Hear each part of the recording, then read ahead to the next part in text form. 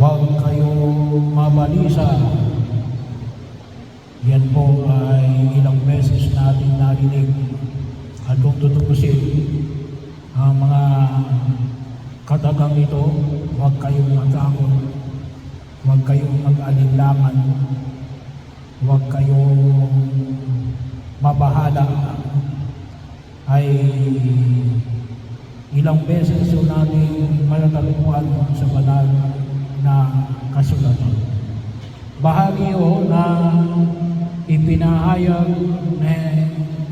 ng Diyos sa pamagitan ng kanyang banal na kasulatan ang assurance sa gitna ng hamon na tinatahak natin sa daigdig na ito, na kinakailangan na magkaroon tayo ng kapanatagan ng kalooban. Sapagkat kung ang babasihan lamang natin ay ang pamantayan ng daigdig na ito, ay sigurado tayo ay mamumuhay sa pagkabalisa. Lalo-lalo ang panahon ngayon, sabi na lang, ang tawag na ginagamit ngayon, stress. Yan ngayon ang tawag natin, stress. Bahagi yan ay kaakibat ng tao mula pa noong isinilang ang unang tao sa daigdig na ito. Pero nais na ipahayag ng pumikapal yung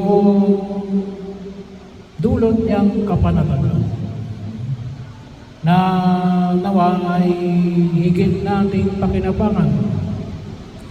Hindi lamang tumutukoy ito sa buhay na walang hanggan na ipinangako ng Diyos sa bawat isa sa atin. Bagamat yun po yung pinakahantungan, at kung tutusin nga po, yun yung sa amin. Yun ang pinakatalungtong. Yung buhay na walang hanggan. Ibig ko sabihin, kung kayang ibigay ng Diyos ang buhay na walang hanggan kay Sosimo at sa lahat sa ating nanarito na nananalig sa Kanya, kung handang ibigay ng Diyos ang buhay na walang hanggan sa lahat ng mga binyagan, ay ano pa kayang pag-aalala natin? Sabagat ang mga hamon na tinatahak natin sa daigdig na ito ay katiting lamang kung tutuusin ng biyaya na hinihain ng Diyos, inilatag ng Diyos mula po noong una pa man din. Dulot ng kanyang paghihirap, pagkamatay at muling pagkabuhay. Yan kasi yung dahilan kung bakit ang Diyos ay pumunta sa lupa. Yan ang dahilan kung bakit ang Diyos ay naghirap, naging tao at namatay para sa atin. Kaya bahagi yun, kailangan sabi nga natin, ano yung problema? Yung hindi natin mapaniwalaan ang biyaya na ipinagkakaloob ng Diyos sa bawat isa sa atin. Yung kaya tayo hindi napapanatag sa bakit pinagdududahan natin ang Diyos. Hindi tayo naniniwala na hindi niya tayo mababayaan. So bahagi ko yun. Kaya sana po, ang pagdibahin natin bilang mga mananampalatayang Kristiyano, Katoliko. At yun yung pananampalataya na nais na ipagkaloob ng Diyos sa atin. Hindi sapagkat hindi natin naramdaman, hindi nahulugan na wala sa atin. Baka lang hindi natin nakikilala at nakikita at nabibigyan ng pagkapahalaga. Bakit? Kasi baka hindi tayo nagsisimba. Baka hindi tayo nagdarasal. Baka hindi tayo humingi ng tulong sa Diyos. Baka hindi natin pinapakinabangan ang kanyang mga biyaya sa pamagitan ng kanyang mga sakramento. Katulad ng sakramento ng pagkukumpisal. So bahagi yun. Kung tutusin po yan, inilaw na ng Diyos yung bahagi ng pagkilos na dulot ng maging katatagan natin sa buhay natin sa daigdig na ito. Sa mga problema na hinaharap sa atin at kahit sa kabilang buhay. Bahagi yun na kung saan ay sana maunawaan natin yung biyaya na ito. At yung kalimitan sabi ko nga yung bigat ng biyaya ng pagliligtas ng Diyos.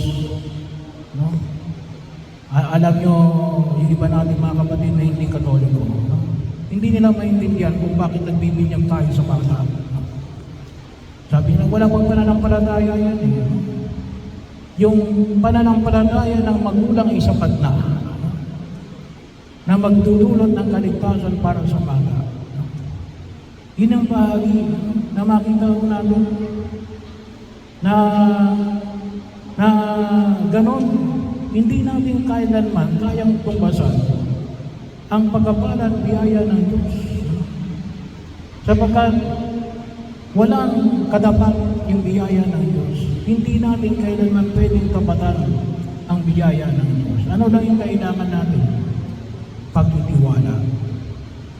Na yung biyaya ng Diyos na magdudulot sa atin ng lakas upang harapin ang mga hamon ng daigdig na ito at upang pakinabangan natin ang pangako niyang buhay na walang hanggan ay alin?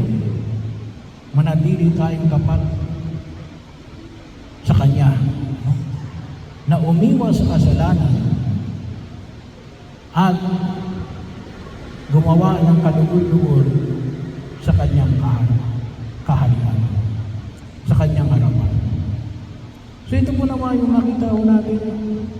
Kasi ganon yung biyaya ng pumika. Ang ano lang kailangan natin, na andoon yung pananalig at nawa, makita natin sa pagkilos natin sa daigdig na ito. Katulad na libawaw ng hindi yung pagsisimba pag-araw ng linggo, yung magtugunan natin yung mga biyaya, makapanguntisal man lang tayo minsan sa loob ng isang taon. At kung may kasalanan, hindi asap. Pero biyaya inilatag na ng pumikapal yung pwede natin isa katuparan. Kaya ang tawag na natin, sa komunyon natin pakikinabang. Pakikinabang. Nais ng Diyos na pakinabangan natin ang Kanyang pagliligtas. At ito yung dinudulog natin na nawa, pakinabangan